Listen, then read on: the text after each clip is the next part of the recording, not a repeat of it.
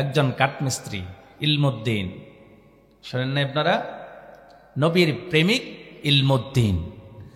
তিনি সারাদিন কাঠ মিস্ত্রিগিরি করতেন, কিন্তু সারাদিন কাঠ মিস্ত্রিগিরি করার পরেও তিনি ছিলেন একজন আদর্শের নবীর অনুসারী, সত্যিকারের নবীর প্রেমিক। আমার ভাইয়ানা, মূর্খ সাধারণ কাঠমিস্ত্রি একজন ইলমুদ্দিন, যার কথা আপনাদেরকে বলছি অনেক আগের কথা, কিন্তু এই ছোট্ট সাধারণ মূর্খ কালো বিশ্রী মানুষটা সারাদিন কাঠমিস্ত্রিগিরি করতেন।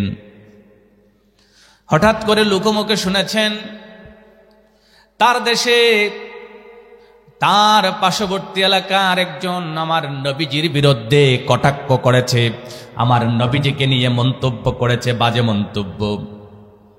এখন বলেন, প্রেমিকার বিরুদ্ধে যদি কোনো বাজে মন্তব্য কেউ করে, প্রেমিক কি বসে থাকতে পারে নাকি?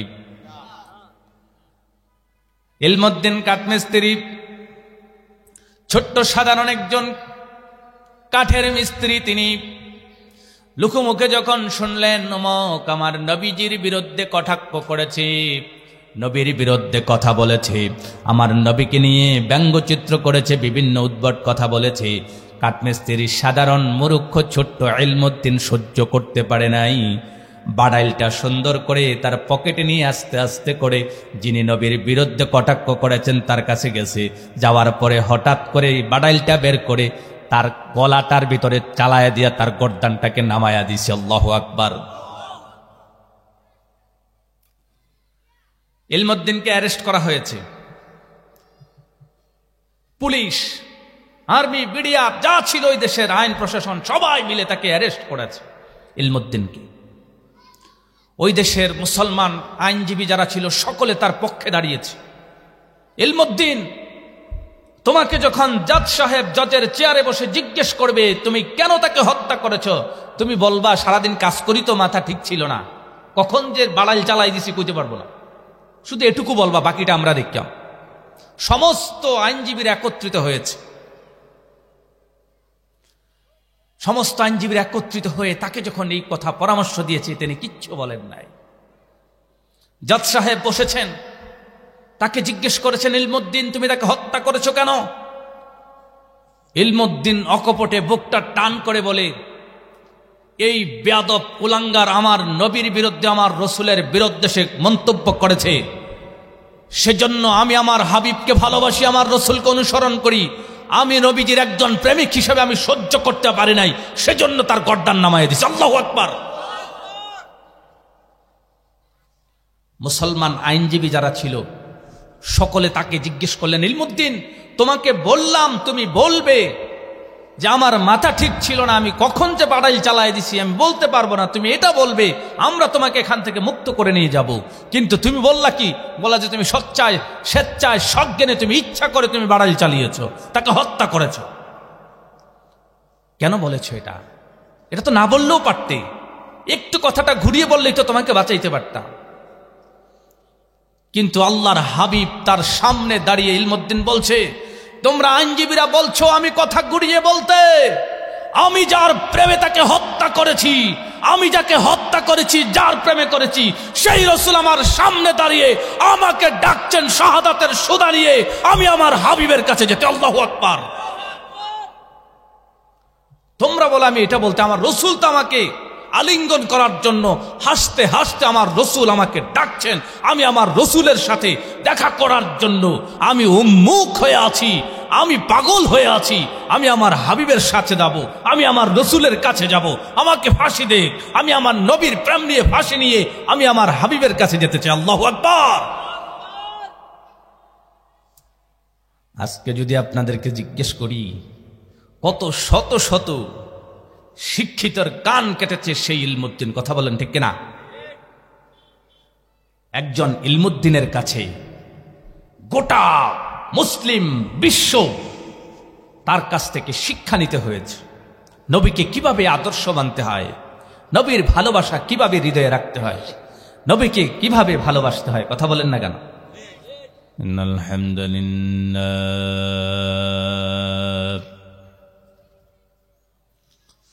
الحمد لله حمدا كثيرا وسبحوه بكرة وأصيلا اللهم لك الحمد والمجد لك كما أثنيت على نفسك كما ينبغي لجلال وجهك وعظيم سلطانك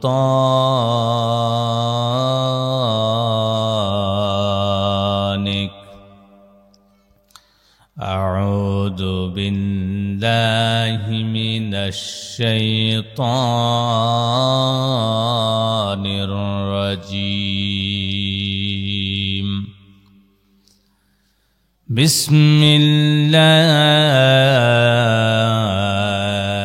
الرحمن الرحيم قل إن كنتم تحبون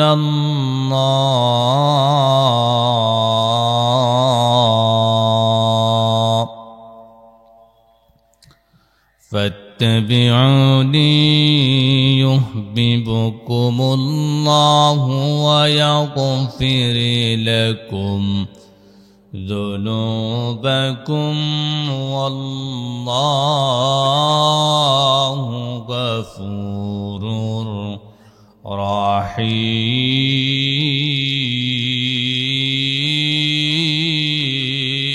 رحيم وقال تعالى إن الله وملائكته يصلون على النبي يا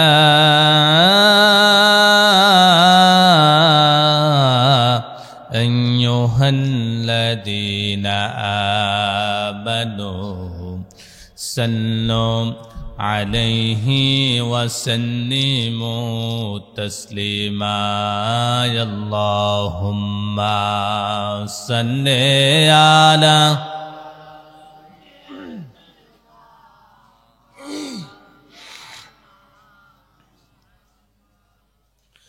وعلى آله কানে তো আসে না স্যার ধরেই তো না কাছে নবী আপনার ভালোবাসায় আল্লাহর ওলি হওয়া যায়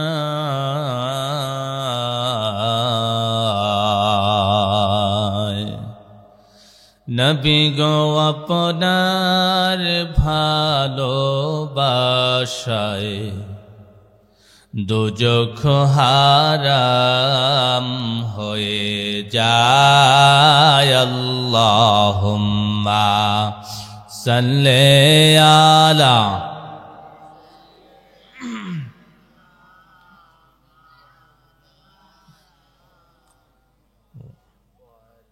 ওয়া আলা আলিহি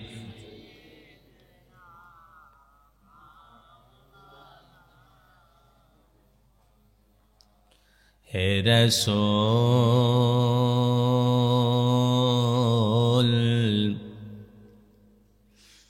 তোমাকে ভুলি আমি কেমন করে তোমার ছবি আমি এঁকে রেখেছি তোমার ছবি আমি এঁকে রেখেছি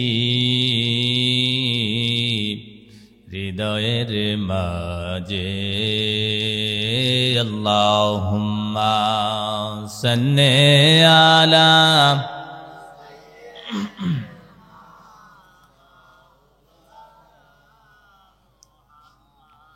ওয়া আলা আলিহি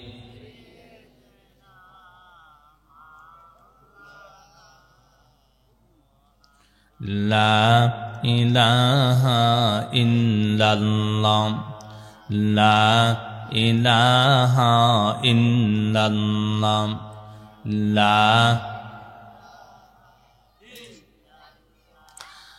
লা ইলাহা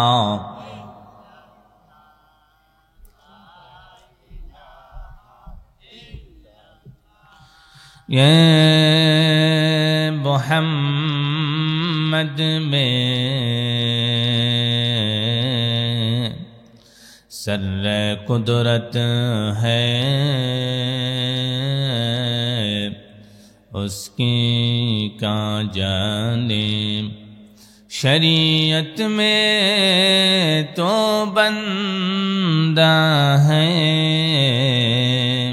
हकीकत में तो अल्लाह जाने बलागल उला बिकमालिही कशबत दुजा बिजमालिही हसनत जमीउ खिसालिही सल्लु अलैहि व आलिही।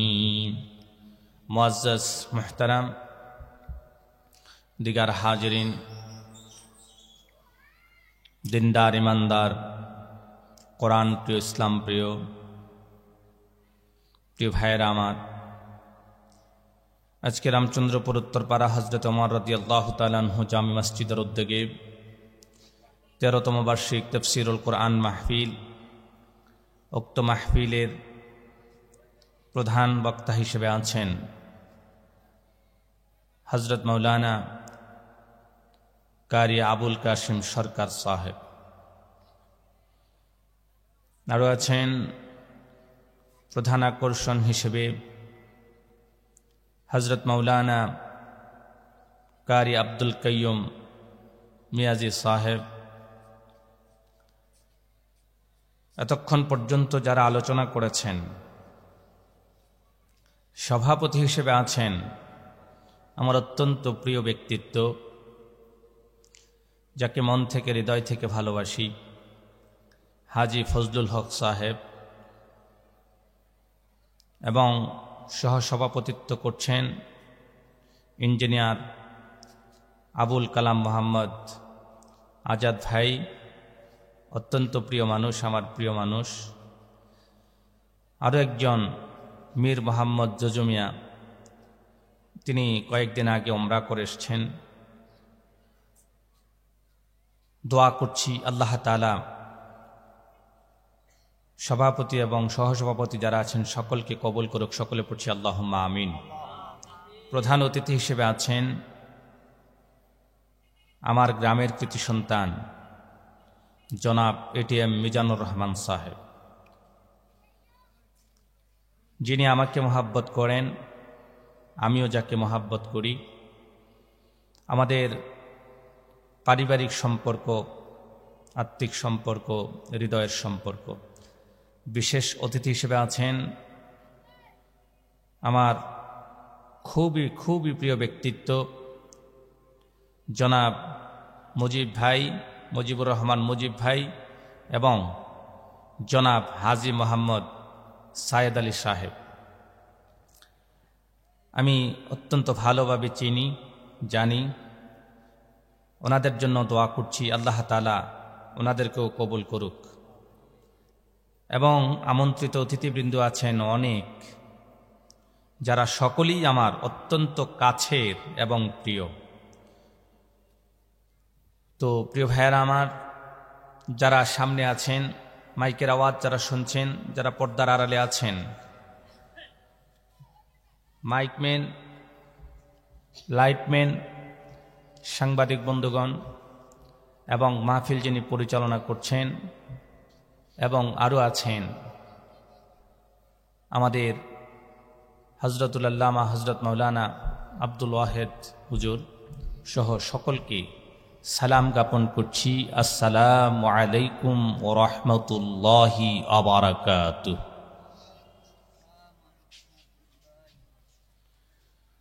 প্রিয় ভাইয়েরা আমার, আমি আপনাদের সম্মুখে ছোট্ট একখানা আয়াতে কারিমা তেলাওয়াত করেছি। উক্ত আয়াতে কারিমার আলোকে কোরআন এবং হাদিস থেকে কিছু কথা বলার চেষ্টা করব। যদি দয়াময় মালিক আমার কথা বলা ইলমের দরজা যদি বন্ধ করে দেয়, আমার দ্বারা কথা বলা সম্ভব হবে না। আল্লাহ তাআলা যদি তার ইলমে খাজানা থেকে কিছু ইলম, কিছু জ্ঞান আমাদের জন্য বরাদ্দ দেন, দান করেন, তাহলে আমরা কিছু কথা বলতে পারবো। আমি নিজেও উপকৃত হব, আপনারা যারা আছেন আমরা সকলে মিলে উপকৃত হব। আল্লাহর কাছে ইলম ভিক্ষা চাইছি, তৌফিক কামনা করছি, হিম্মত শক্তি কামনা করছি। আল্লাহ তাআলা এই মুহূর্তে আমাদেরকে কিছু ইলম দান করুক। সকলে পড়ছি আল্লাহুম্মা আমিন। প্রিয় ভাইয়েরা, আমি যে আয়াতটুকুন আপনাদের সামনে তেলাওয়াত করেছি, এই আয়াতটি হচ্ছে কুল ইন কুনতুম তুহিব্বুনাল্লাহ। আল্লাহ তাআলা কি বলছেন একটু শোনেন। কুল ইন কুনতুম তুহিব্বুনাল্লাহ। আল্লাহ তাআলা বলছেন, তোমরা যদি আল্লাহর ভালোবাসা পেতে চাও, ফাত্তাবিউনি, তোমরা হযরত মুহাম্মদুর রাসূলুল্লাহ সাল্লাল্লাহু আলাইহি ওয়াসাল্লামের অনুসরণ করো। ওয়া ইয়াগফির লাকুম যুনুবাকুম ওয়াল্লাহু গফুরুর রহিম। যদি তোমরা আল্লাহর ভালোবাসা পেতে গিয়ে হযরত মুহাম্মদুর রাসূলুল্লাহর অনুসরণ করতে পারো, আল্লাহ তাআলা তোমাদেরকে হাবিব বানাবেন, আল্লাহ তাআলা তোমাদেরকে ভালোবাসবেন এবং কি করবেন? ওয়া ইয়াগফির লাকুম যুনুবাকুম, এবং আল্লাহ তাআলা তোমাদের গুনাহ রাশিকে ক্ষমা করে দিবেন। সুবহানাল্লাহ। আমার ভাইয়েরা,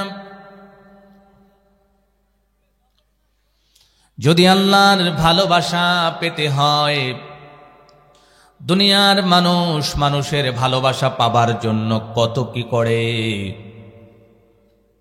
ভালোবাসা পাবার জন্য কারোর উপরে আঘাত করতেও দ্বিধাবোধ করে না।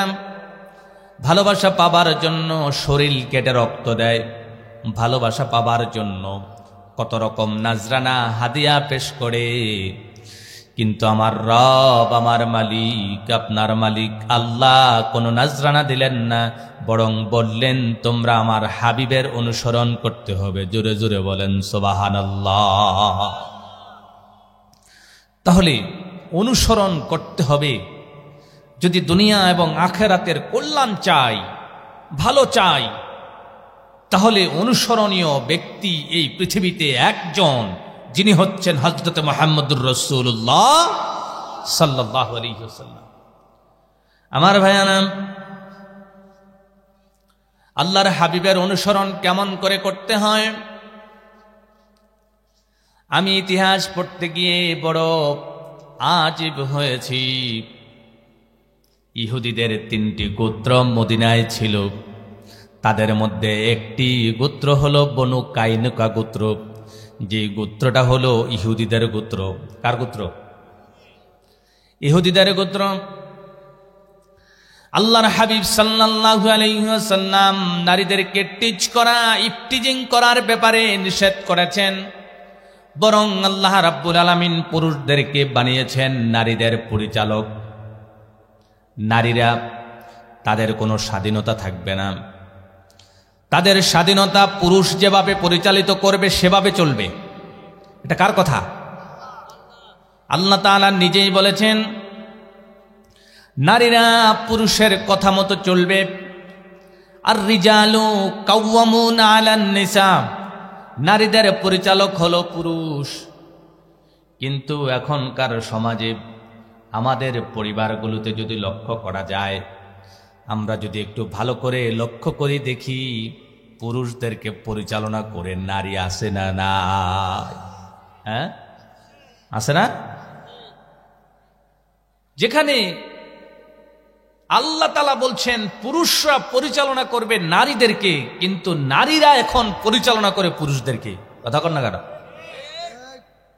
শুধু তাই নয়,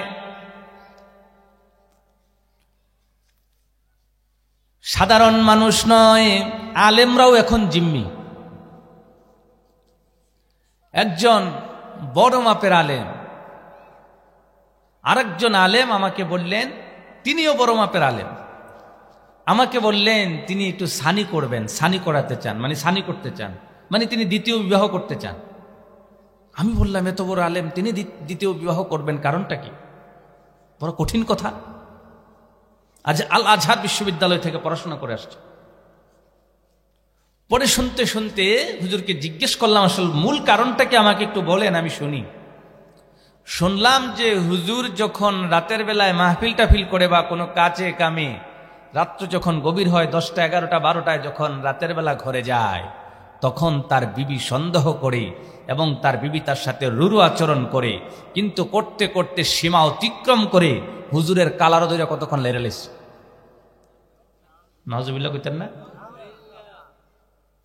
তাহলে শুধু সাধারণ মানুষ না, হুজুররাও লারে নারীরা, কি কন? হ্যাঁ, হুজুরের লারে কি কয়দিন আগে তো 150 আসছে। হ্যাঁ, কথা কন না কেন? শুধু দেশ না, গোটা বিশ্বটার ভিতরে অনেকটা নেতৃত্বের মূল মন্ত্র হচ্ছে নারী। বলবেন কিভাবে? যারা দাদাবাবু, শ্যামবাবু, রামবাবু, শ্যামবাবু আছে, তাদের মাথা যদি ঠান্ডা করতে হয় নারী ছাড়া ঠান্ডা করা যায় না। কথা কন না কেন? আছে না? ওদিকে যাব না ভাই। আমার ভাইয়ারা, বলছিলাম আল্লাহর হাবিব সাল্লাল্লাহু আলাইহি ওয়াসাল্লাম মদিনায় যখন তিনি আসবেন, মদিনায় আসার আগে বনু কায়নুকা ইহুদিদের 3টা গোত্র ছিল। এই গোত্রগুলোর মধ্যে একটা গোত্র ছিল কায়নুকা গোত্র। এই গোত্রের ভেতরে কিছু মানুষ ছিল খুবই উদ্ভট এবং খারাপ মানুষ। মুসলমানদের একজন মা, তাদের হাজত হয়েছে, হাজত করবেন, বাথরুমে যাবেন। তিনি যখন বাথরুমে গেছেন, যাওয়ার সময় ওই বনু কায়নুকা গোত্রের একজন ইহুদি আমার মুসলমান বোনের সাথে টিচ করেছে, ইফটিজিং করেছে। ইফটিজিং করার পরে মুসলমানদের একজন সাহাবী, আল্লাহর রাসূলের একজন সৈনিক, এই কথাটা তিনি দূর থেকে দেখেছেন এবং শুনেছেন, নারীকে টিচ করেছে। টিচ করার পরে এতটা উদ্ভটভাবে টিচ করেছেন, এটা সহ্য করতে পারে নাই। কিছুক্ষণ পরে যিনি টিচ করেছেন ইহুদিদের সন্তান, ইহুদিদের সন্তানটাকে ধরে নিয়ে মুসলমান তার হাতে যেই নাঙ্গা তলোয়ারটা ছিল, তলোয়ারটা দিয়ে তার গর্দানটা আলাদা করে রাসূলের কাছে নাজরানা গিয়ে পেশ করেছে, ইয়া রাসূলুল্লাহ, আমার মুসলিম বোনকে ইফটিজিং করার কারণে, আমার মুসলিম বোনের ইজ্জতে হাত দেবার কারণে আমি ওই বনু কায়নুকা গোত্রের একটা ইহুদিকে আমি কতল করে চলে এসেছি। আল্লাহু আকবার। আমার ভাইয়ারা, আল্লাহর রাসূলের কাছ থেকে তখনও অনুমতি নেয় নাই, কিন্তু আল্লাহর হাবিব সাল্লাল্লাহু আলাইহি ওয়াসাল্লাম যখন শুনতে পেলেন, নবীজি তাকে কিছুই বলেন নাই। কিছুক্ষণ পরে বনু কায়নুকা গোত্রের সকলে মিলে একত্রিত হয়ে ওই মুসলমান সৈনিক, যিনি তার বোনের ইজ্জত রক্ষা করতে গিয়ে, যিনি তার ইজ্জত নিয়ে খেলা করেছিল, তাকে যে গর্দানটা কেটে দিয়েছে, ওই মুসলমান আমার ভাইকে, ওই সাহাবীকে বনু কায়নুকা গোত্রের অনেকগুলো ইহুদি একত্রিত হয়ে তাকে হত্যা করে ফেলেছে, তাকে শহীদ করে ফেলেছে। এই শাহাদাতের খবর আল্লাহর হাবিবের কানে গেছে। আল্লাহর হাবিব মুহাম্মদুর রাসূলুল্লাহ সাল্লাল্লাহু আলাইহি ওয়াসাল্লাম যখন শুনতে পেলেন, আল্লাহর হাবিব যখন শুনতে পেলেন মুসলমানদের একজন খাঁটি মুসলিম যে তার বোনের ইজ্জত রক্ষা করতে গিয়ে একজন কাফেরকে কচুকাটা করে তাকে পৃথিবী থেকে বিদায় করেছেন, আর এ কারণে বনু কায়নুকা গোত্রের সকলে মিলে আমার মুসলমান ভাইয়ের উপর আক্রমণ করেছে, আক্রমণ করে আমার মুসলমান ভাইকে শহীদ করে দিয়েছে। আল্লাহর হাবিব সাল্লাল্লাহু আলাইহি সাল্লাম বললেন, মুসলমানেরা তোমরা কোথায়? সকলে মিলে একত্রিত হও, ঐক্যবদ্ধ হও, এই কাফেরদেরকে আমরা ছেড়ে দিতে পারি? ইহুদিদের সাথে মুসলমানের কোনো সম্পর্ক, ইহুদিদেরকে ছেড়ে দেওয়া যায় না। আল্লাহর হাবিব সাল্লাল্লাহু আলাইহি ওয়াসাল্লাম বনু কায়নুকা গোত্র যেটা ছিল, গোটা গোত্রটাকে আল্লাহর হাবিব মুসলমানদের যুবকদেরকে নিয়ে, সৈনিকদেরকে নিয়ে চতুর্দিক থেকে ঘিরে ফেললেন। ইতিহাসে পাওয়া যায় 21 দিন থেকে 36 দিন পর্যন্ত তাদেরকে বাজার ঘাট ঘর থেকে বের হওয়া, কাউকে টোটালিভাবে এমনভাবে গেরানা দিয়েছেন তাদেরকে বের হবার কোনো সুযোগ দেয় নাই। কারণ হলো আল্লাহর নবীর সাহাবী, নবীজির সৈনিক, সাহাবীরা কি আমাদের অনুসরণীয় না? কথা বলেন না কেন? আস সাহাবী কান নুজুম ইক্তাদাইতুম বিইহতাদাইতুম। যদি কোনো ব্যক্তি আল্লাহর নবীর সাহাবীদের অনুসরণ করতে পারে, আল্লাহর হাবিব সাল্লাল্লাহু আলাইহি সাল্লাম বলে দিয়েছেন, তোমাদের হেদায়াত পাবার জন্য কোনো সাহাবীকেও যদি অনুসরণ করো, আল্লাহ তোমাদেরকে হেদায়াত দিয়ে দিবে। সুবহানাল্লাহ। আল্লাহর হাবিব তাদেরকে ঘিরে ফেললেন, তাদেরকে 21 দিন থেকে 36 দিন তাদেরকে ঘিরে ফেলে আটকে রেখেছেন। এবার বনু কায়নুকা গোত্রের নেতারা এসেছে, এসে নবীজির কাছে নত হয়েছেন। একবার নয়, দুইবার নয়, বারবার নবীজির কাছে নত হয়েছেন। নবীজি বলছেন, তোদেরকে আর মদিনায় যেই জায়গায় বসবাস করছিস, তোদেরকে এই জায়গায় আর বসবাস করতে দেওয়া হবে না। যদি তোরা বসবাস করিস তোদের সাথে যুদ্ধ হবে, আর শান্তিপূর্ণভাবে যদি তোরা এলাকা ছেড়ে চলে যাস তোদেরকে যেতে দিব, নচেত তোদের সবগুলাকে কচুকাটা করে জাহান্নামে দিয়ে দেব। সুবহানাল্লাহ। আরো আস্তে কর। এই জন্য আমার ভাইয়ানা, কাফেরেরা বারবার আপনার উপরে আক্রমণ করবে, কিন্তু আমাদেরকে মোকাবেলা করতে হবে রসুলের আদর্শ দিয়ে। কথা কন না কেন? হ্যাঁ, রসুলকে ভালোবাসেন তো? সবাই ভালোবাসেন?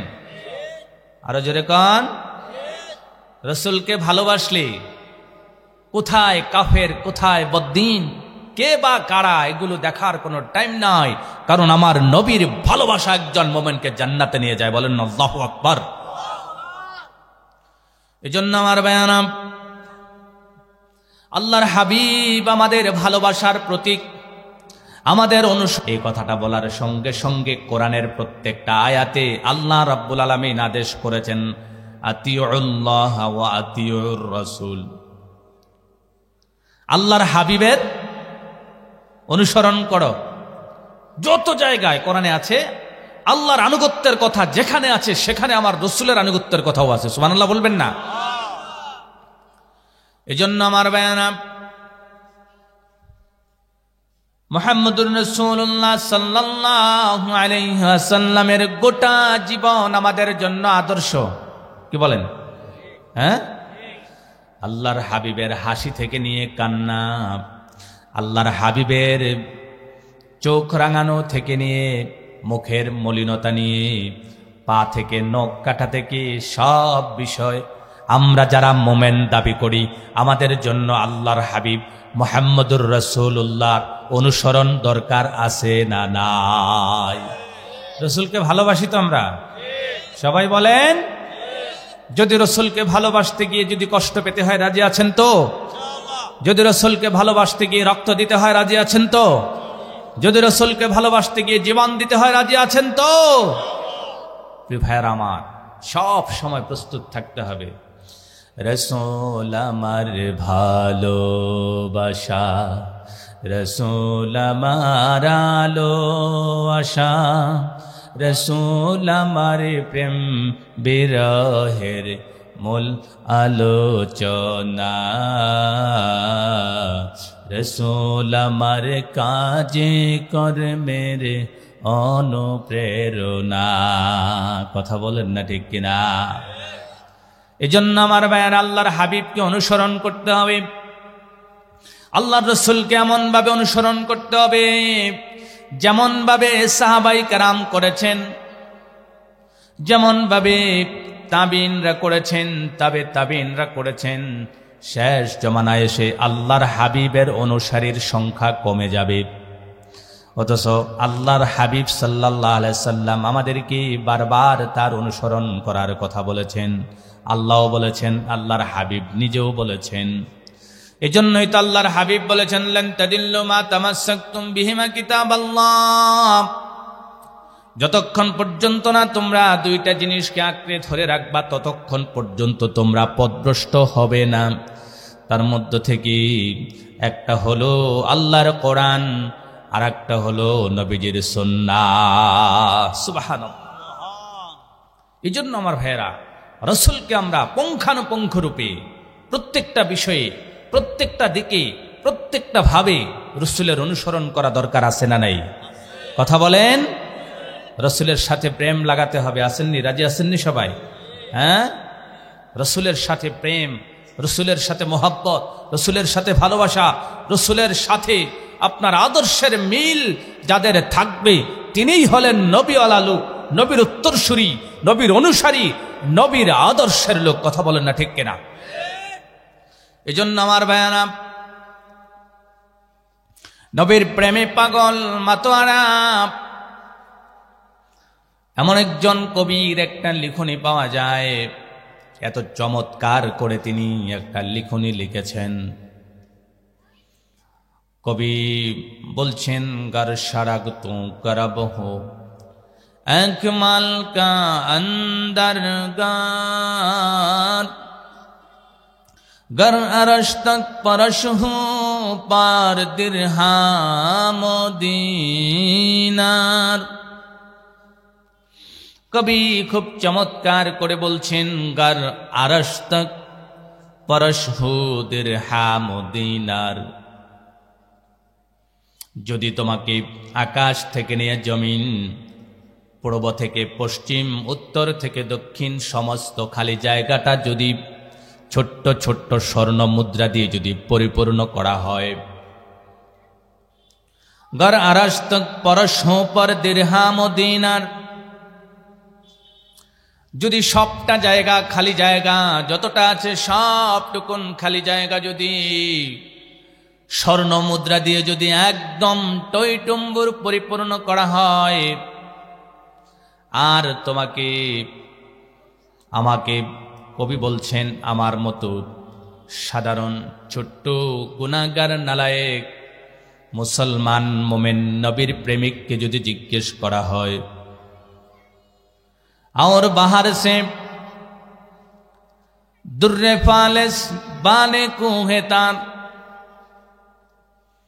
और बाहर से दुर्रे फालिस बाने कुहे तार। আর তিনি বলছেন, যদি আমার মতো ছোট্ট নগণ্য নবীর প্রেমিককে যদি জিজ্ঞেস করো, একটা পাল্লি স্থাপন করার পরে একটা পাল্লার ভেতরে আমি আমার নবীর প্রেমের সুধা মিশানো ছোট্ট নবীজির জুতা মোবারক যদি একটা পাল্লায় তুলে দাও, আর আরেকটা পাল্লায় আসমান থেকে জমিন, উত্তর থেকে পশ্চিম, পূর্ব থেকে দক্ষিণ যত জায়গা খালি আছে সমস্ত জায়গাটা জুড়ে যদি তুমি স্বর্ণ মুদ্রা দিয়ে পুরানো জায়গাটাকে একটা পাল্লায় তোলো, ফের না কেস মিসকিন কুয়ে ফুসলেন। আমার মতো দম গুনাহগার নবীর প্রেমিককে যদি জিজ্ঞেস করো, আসমান থেকে জমিন যত ফাঁকা জায়গা সব জায়গাটুকু স্বর্ণ মুদ্রা দিয়ে পোড়ানো আছে, আর এক জায়গায় হযরত মুহাম্মদুর রাসূলুল্লাহর জুতা মোবারক তুলে দিলাম। আর আমার মতো গুনাহগারকে, আমার মতো নবীর প্রেমিককে যদি জিজ্ঞেস করো তুমি কোনটা নিবা, আল্লাহর কসম কসম কসম করে বলি, আমি গুনাহগার, আমি নালায়েক, আমি কুলাঙ্গার, সব সরকার কো মাই না লাইনে মোহাম্মদ কা উঠা লে।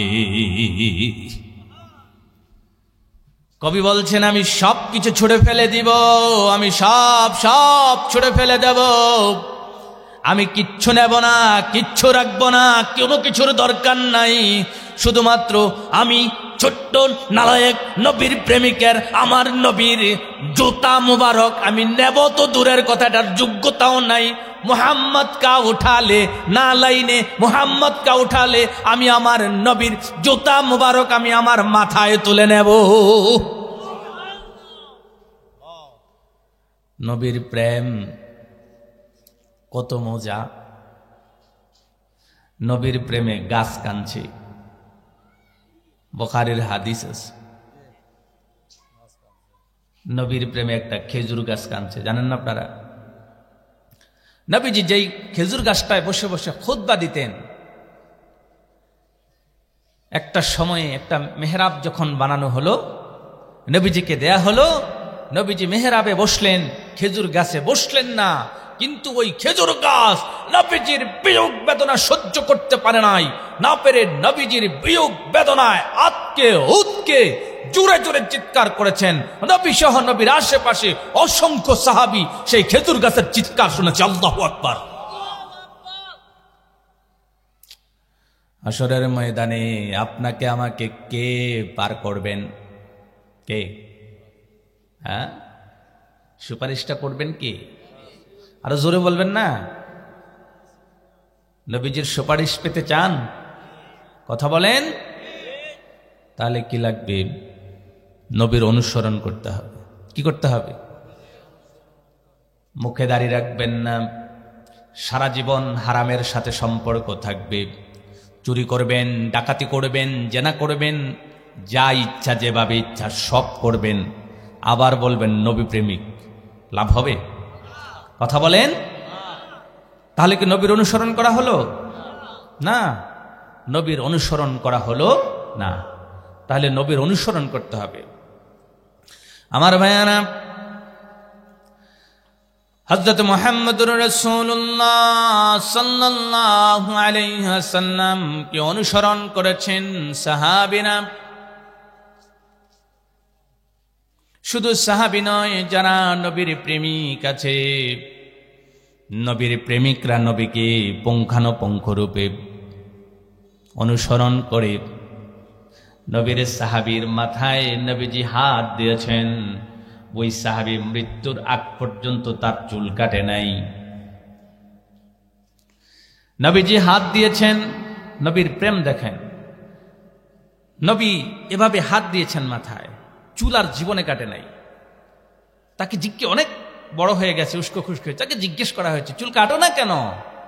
আমি তো এই চুল নিয়ে কবরে যেতে চাই, আর যদি ফেরেশতারা আমাকে আটকে দেয়, জিজ্ঞেস করে, আমি বলবো আমি নবীর প্রেমে, নবী আমার চুলে হাত দিয়েছে, সেই চুল নিয়ে আমি আল্লাহর সামনে দাঁড়াতে চাই। আল্লাহু আকবার।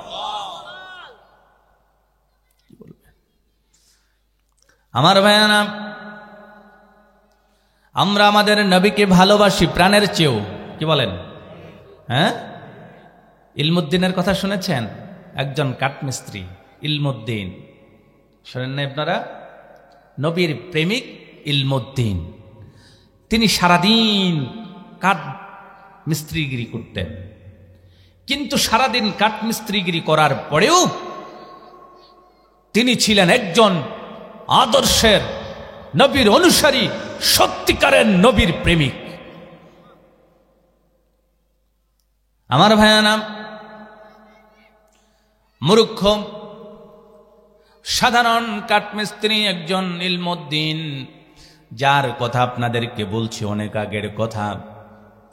কিন্তু এই ছোট্ট সাধারণ মূর্খ কালো বিশ্রী মানুষটা সারাদিন কাঠমিস্ত্রিগিরি করতেন। হঠাৎ করে লোকমুখে শুনেছেন তার দেশে তার পার্শ্ববর্তী এলাকার একজন আমার নবীজির বিরুদ্ধে কটাক্ষ করেছে, আমার নবীজিকে নিয়ে মন্তব্য করেছে, বাজে মন্তব্য। এখন বলেন, প্রেমিকার বিরুদ্ধে যদি কোনো বাজে মন্তব্য কেউ করে, প্রেমিক কি বসে থাকতে পারে নাকি? ইলমুদ্দিন কাঠমিস্ত্রি, ছোট্ট সাধারণ একজন কাঠের মিস্ত্রি, তিনি লুকুমুখে যখন শুনলেন অমুক আমার নবীজির বিরুদ্ধে কটাক্ষ করেছে, নবীর বিরুদ্ধে কথা বলেছে, আমার নবীকে নিয়ে ব্যঙ্গচিত্র করেছে, বিভিন্ন উদ্ভট কথা বলেছে, কাঠমিস্ত্রির সাধারণ মূর্খ ছোট্ট ইলমুদ্দিন সহ্য করতে পারে নাই। বাড়াইলটা সুন্দর করে তার পকেটে নিয়ে আস্তে আস্তে করে যিনি নবীর বিরুদ্ধে কটাক্ষ করেছেন তার কাছে গেছে। যাওয়ার পরে হঠাৎ করে বাড়াইলটা বের করে তার গলাটার ভিতরে চালায়া দিয়া তার গর্দানটাকে নামায়া দিছে। আল্লাহু আকবার। ইলমুদ্দিনকে অ্যারেস্ট করা হয়েছে। পুলিশ, আর্মি, বিডিআর যা ছিল ওই দেশের আইন প্রশাসন সবাই মিলে তাকে অ্যারেস্ট করেছে ইলমুদ্দিনকে।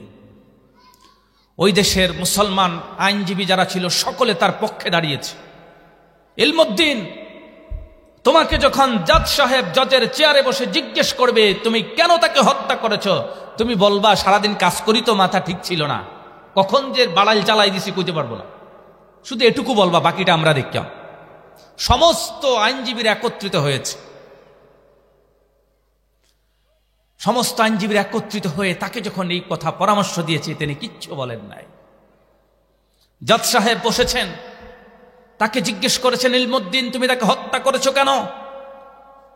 ইলমুদ্দিন অকপটে বুকটা টান করে বলে, এই বেয়াদব কুলাঙ্গার আমার নবীর বিরুদ্ধে আমার রসুলের বিরুদ্ধে সে মন্তব্য করেছে, সেজন্য আমি আমার হাবিবকে ভালোবাসি, আমার রসুলকে অনুসরণ করি, আমি নবীজির একজন প্রেমিক হিসেবে আমি সহ্য করতে পারি নাই, সেজন্য তার গর্দান নামায় দিছে। আল্লাহু আকবার।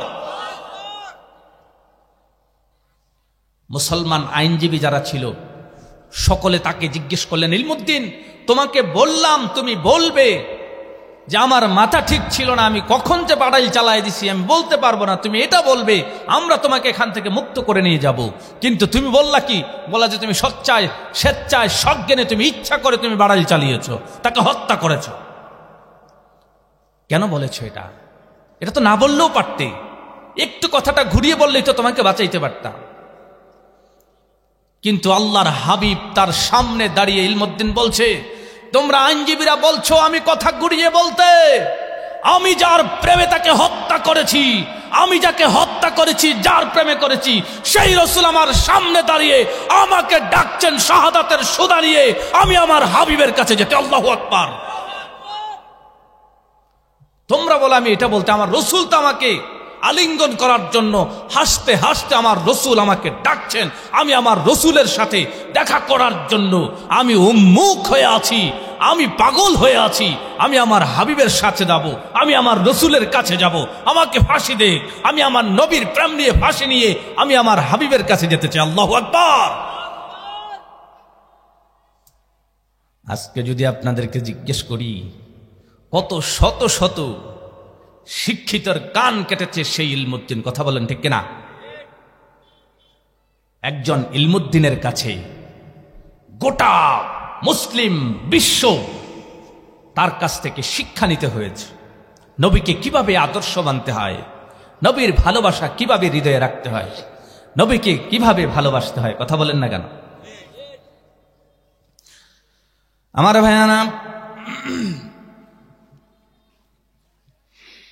আল্লাহর হাবিব সাল্লাল্লাহু আলাইহি ওয়াসাল্লাম যুদ্ধের ময়দানে তিনি যুদ্ধ করা শুরু করেছেন, যুদ্ধ করছেন। হঠাৎ করে উহুদের ময়দানে কোত্থেকে যেন একটা তীর এসে নবীজির দাঁত মোবারকে পড়েছে। দুইটা দাঁত নবীজির সামনের দিক থেকে দুইটা দাঁত তীর পড়ার কারণে ভেঙে গেছে। আল্লাহর হাবিব সাল্লাল্লাহু আলাইহি ওয়াসাল্লাম তার দাঁত মোবারক ভেঙে যাবার কারণে ওই দূর দেশ থেকে ওয়াইস করণী নামক একজন নবীর প্রেমিক তিনি শুনতে পেলেন উহুদের ময়দানে নবীজির দান মোবারক কাফেরেরা শহীদ করে দিয়েছে। এটা শোনার পরে তিনি চিন্তা করলেন, আমি তো নবীজির প্রেমিক, আমি তো আল্লাহর হাবিবকে ভালোবাসি, আমি তো আমার রসুলকে অনুসরণ করি। রসুলের অনুসরণ করতে গিয়ে তিনি চিন্তা করলেন, রসুল যা যা করেছেন, যা যা জেনেছি সব আমি মানি, কিন্তু আজকে যেহেতু জিহাদের ময়দানে, যুদ্ধের ময়দানে নবীজির দাঁত ভেঙে গেছে, কিন্তু আমি ওয়াইজ করণী তো জানি না নবীজির কোন দাঁতটা ভেঙে গেছে। সুতরাং ওয়াইজ করণী তার নিজের দাঁত প্রথমে একটা, দুইটা, তিনটা, নিচের টানা উপরটা, ডানের টানা বামেরটা, এভাবে চিন্তা করতে করতে করতে করতে তার সমস্ত দাঁতগুলো ভেঙে নবী প্রেমের নাজরানা পেশ করেছে। আল্লাহু আকবার। আমরা তো নবীর প্রেম কোথায় জানেননি?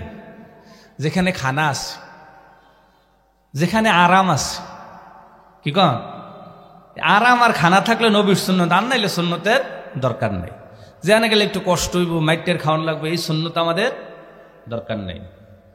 কি বলেন? হ্যাঁ, এই জন্য প্রিয় ভাইয়েরা আমার, নবীজির সুন্নাহ, নবীজির আদর্শ, নবীজির প্রতি প্রেম, নবীজির প্রতি ভালোবাসা প্রত্যেকটা মুমিনের ইমানের দায়িত্ব। কথা বলেন না কেন? নবীকে বাদ দিলে ইমানদার হওয়া যায়? নবীকে বাদ দিলে মুসলমান থাকা যায়? নবীকে বাদ দিলে জান্নাতে যাওয়া যায় না। রসুলকে বাদ দিলে আমাদের সব কিছু শেষ হয়ে যায়, আমাদের আর কোনো কিছুই অবশিষ্ট থাকে না। এই জন্য রসুল আমার সব কিছুর, সব দিক থেকে, সমস্ত বিষয়ে নবীজি কথা বলে গেছেন, আমাকে পথ দেখিয়ে গেছেন, আমাকে আদর্শ দেখিয়ে গেছেন। সুবহানাল্লাহ বলবেন না? আমার মায়েরা, আমাদের নারীরা চিন্তা করে আমরা কেমন করে আমাদের রসুলের অনুসরণ করব। আমাদের মায়েরা যদি 4টা কাজ করে, তাহলে তাদের জান্নাতের গ্যারান্টি আমার হাবিব মুহাম্মদুর রাসূলুল্লাহ দিয়েছেন। কে দিয়েছেন? আল্লাহর হাবিব সাল্লাল্লাহু আলাইহি সাল্লাম আমাদের মায়েদের জন্য, নারীদের জন্য 4টা কাজের কথা বলেছেন। তারা যদি 4টা কাজ যদি ঠিকভাবে করতে পারে, তাদেরকে জান্নাত দিয়ে দিবেন, এই গ্যারান্টি দিয়েছেন মুহাম্মদুর রাসূলুল্লাহ সাল্লাল্লাহু আলাইহি ওয়াসাল্লাম। আল্লাহর হাবিব সাল্লাল্লাহু আলাইহি সাল্লাম মায়েদের জন্য বললেন, মহিলারা যদি তাদের উপরে ফরজিয়াত যেই নামাজগুলো আছে, তারা যদি তাদের নামাজগুলো ঠিকভাবে যদি আদায় করতে পারে, 2 নম্বরে তারা যদি তাদের ফরজ রোজাগুলো যদি আদায় করতে পারে, 3 নম্বরে বললেন তারা যদি তাদের স্বামীর আনুগত্য করে, ইতাআত বালাহা, যদি তারা তাদের স্বামীর আনুগত্যটুকুন করে, স্বামীকে মানে, স্বামীর কথা মতো চলে, এবং 4 নম্বরে বললেন তারা যদি তাদের নিজের ইজ্জত, আবরু, লজ্জাস্থানের হেফাজত করে, তাহলে এই 4টা কাজ যদি কোনো মা করতে পারে, কোনো নারী যদি করতে পারে, সঙ্গে সঙ্গে আল্লাহর হাবিব বললেন তারা মরতে দেরি হবে, তারা কিয়ামতের ময়দানেও আটকাবে না, হাসরেও আটকাবে না, কবরেও আটকাবে না, মিজানেও আটকাবে না, ফুলসারাতেও আটকাবে না, বরং তারা চলে যাবে সোজা আল্লাহর জান্নাতে। কাজ কয়টা? কথা বলেন। 4টা কাজ। ফরজ নামাজ, ফরজ রোজা, আর হলো স্বামীর আনুগত্য। স্বামীর আনুগত্য, আবারও বলছি, স্বামীর আনুগত্য এবং তাদের ইজ্জতের হেফাজত, তাদের লজ্জাস্থানের হেফাজত। এই 4টা কাজ শুধু এই 4টা কাজ যদি কোনো মা, কোনো নারী, কোনো বোন যদি করতে পারে, তাহলে তার জন্য জান্নাত ওয়াজিব হয়ে যাবে। সুবহানাল্লাহ বলবেন না? এজন্য আমার ভাইয়ারা, আল্লাহর হাবিব সাল্লাল্লাহু আলাইহি সাল্লাম তার জীবনে কেমন করে নখ কেটেছেন, কেমন করে হেঁটেছেন, কেমন করে চলেছেন, কেমন করে তিনি ঘাড় নাড়াতেন, কেমন পোশাক পরতেন, তার চুলগুলো কেমন ছিল, তার দাঁতগুলো কেমন ছিল, তার নাকটা কেমন ছিল, তার দাড়িগুলো কেমন ছিল, সবকিছু হাদিসে আছে না নাই? সবকিছু আছে। যারা নবীর প্রেমিক হবে তারা তাকে অনুসরণ করবে, নবীর অনুসারী হয়ে, নবীর প্রেমিক হয়ে নবীর প্রেমের নজরানা তারা পেশ করবে। কারণ আমরা সকলে মিলে নবীর প্রেমে পাগল। কথা বলেন, পাগল কিনা? পাগল দেওয়ানা হয়েছি আমি, নবীর প্রেমে পাগল হয়েছি। বলেন, পাগল দেওয়ানা হয়েছি আমি, নবীর প্রেমে পাগল হয়েছি। নবী যে আমার জানের জান, নবী যে আমার প্রাণের প্রাণ, পাগল দেওয়ানা হয়েছি আমি, নবীর প্রেমে পাগল হয়েছি। পাগল দেওয়ানা হয়েছি আমি, নবীর প্রেমে পাগল হয়েছি। রাজি আছেন তো ইনশাআল্লাহ? এজন্য আমার ভাইয়েরা, আল্লাহর হাবিব সাল্লাল্লাহু আলাইহি ওয়াসাল্লাম বললেন, কিয়ামতের ময়দানে গোটা পৃথিবীতে যত নবী আগমন করেছে সমস্ত নবীরা তাদের উম্মতদেরকে নিয়ে রাব্বুল আলামিনের সামনে দাঁড়াবে।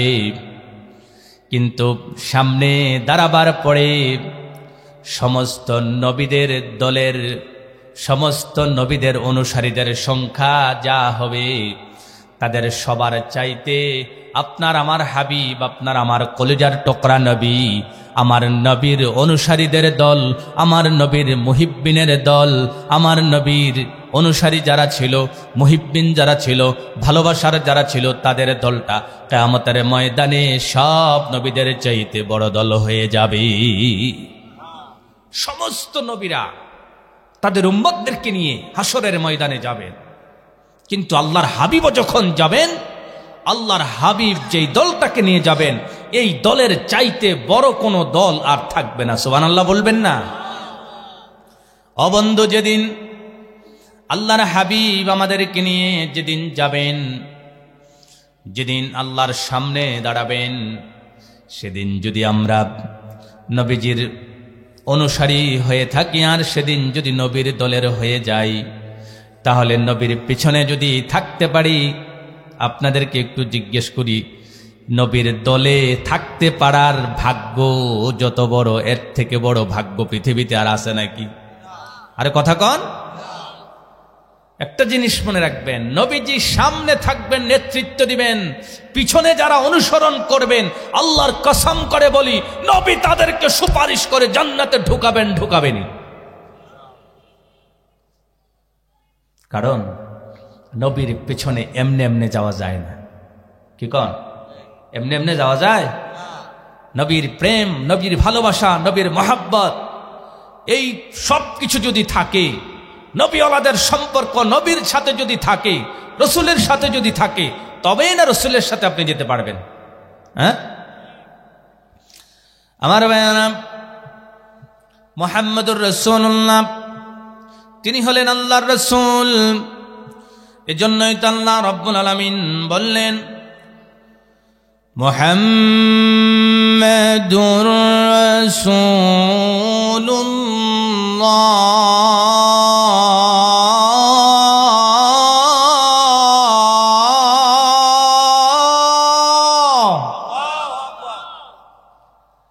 আল্লাহ রাব্বুল আলামিন নিজেই বললেন, মুহাম্মদ হলো আল্লাহর রাসূল।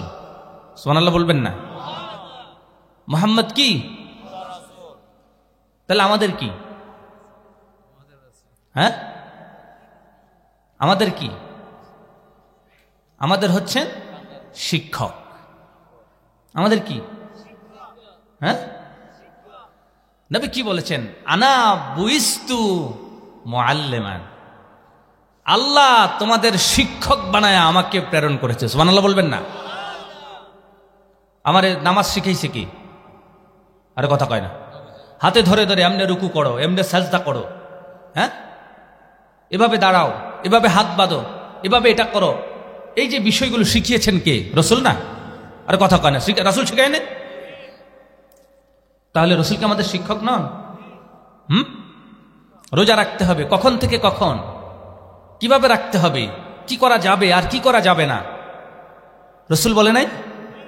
রসুল হাতে কলমে সাহাবীদেরকে শিক্ষা দিয়েছেন, তারা তাবিদেরকে শিক্ষা দিয়েছেন, তারা তাবিদেরকে শিক্ষা দিয়েছেন।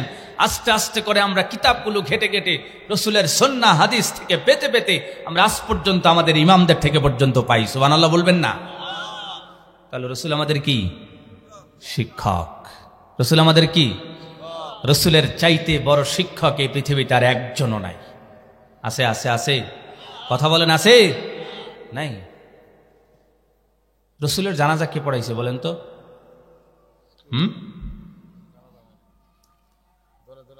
রসুলের জানাজা কেউ পড়াইছে? কথা কয় না। পৃথিবীতে কেউ ছিল যে রসুলের জানাজা পড়াবে এমন উপযুক্ত? পৃথিবীতে কেউ ছিল রসুলের জানাজার ইমামতি করবে? হ্যাঁ, কথা কয় না রে। আমি তো কথাতে ঢুকতেই পারলাম না। হায় হায়, রসুলের জানাজা পড়াবার মতো ব্যক্তি এই পৃথিবীতে ছিল না। কেউ রসুলের জানাজার জামাতের সাথে কেউ জানাজা পড়ে নাই, জামাত হয় নাই। যারা নবীজির সাহাবীরা ছিলেন, প্রিয় যারা ছিলেন, নবীজির অনুসারী যারা ছিলেন, তারা নবীজির সামনে যেতেন, নিজে নিজে দোয়াগুলো পড়তেন, চলে আসতেন। কথা কি বুঝে আসছে? হ্যাঁ, আমাদের যেভাবে লাশ সামনে নিয়ে মানুষ সারিবদ্ধভাবে দাঁড়ায়, একজন ইমামতি করে, গোটা পৃথিবীর সমস্ত কিছুর সবচেয়ে বড় শিক্ষক যদি রসুল হয়, সমস্ত রসুলদের সর্দার যদি আমার রসুল হয়, সমস্ত নবীদের সর্দার যদি আমাদের রসুল হয়, সমস্ত ইমামের ইমাম যদি আমার রসুল হয়, তো রসুলের সামনে দাঁড়াবে, ইমামতি করবে কে আছে? নাই। এই জন্য আমার ভাইয়েরা, রসুলের জানাজা গতানুগতিকভাবে আমাদের সিস্টেমে হয় নাই। প্রিয় ভাইয়েরা, ভাঙা ভাঙা খণ্ড খণ্ড ছোট ছোট কিছু কথা বললাম। আল্লাহ এখানের ভুল ত্রুটিগুলো মার্জনা করে ঠিক সহিগুলো আমাদেরকে আমল করার তৌফিক দান করে, বলেন আমিন। আরো জোরে বলেন আমিন। আজকের মতো এখানেই শেষ করছি। আল্লাহ তাআলা এখান থেকে আমাদেরকে নবী প্রেমিক হয়ে, নবীর আদর্শের সৈনিক হয়ে আমাদেরকে এখান থেকে যাওয়ার তৌফিক দান করুক, বলেন আমিন। আমা তৌফিকি ইল্লা বিল্লাহ। আসসালামু আলাইকুম ওয়া রাহমাতুল্লাহি ওয়া বারাকাতুহু।